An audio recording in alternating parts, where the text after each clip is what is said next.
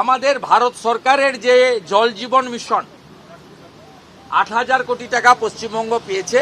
এই টাকাতে 2021 সালে KP construction south 24 Pargana got direct order to supply around 170 crore।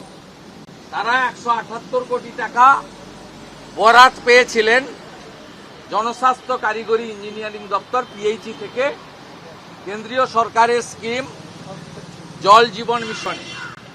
তারা 16 কোটি টাকা 2021-এ অ্যাসেম্বলি ইলেকশনের সময় আইপ্যাকের অ্যাকাউন্টে ট্রান্সফার করেছে। ব্যথাটা কোথায় বুঝেছেন মাননীয় মুখ্যমন্ত্রী?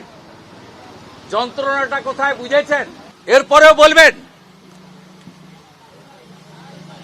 এরপরেও আজকে মুখ্যমন্ত্রীর মিছিল হবে চোরেদের পক্ষে। আমি জনগণকে বলবো, চারিদিকে আওয়াজ তুলুন, পতাকা নিয়ে নিলে পতাকা ছেড়ে জনগণ আওয়াজ তুলুন। বিরোধী দলনেতার ডাক, চোরেদের এনার্জি মমতা ব্যানার্জি।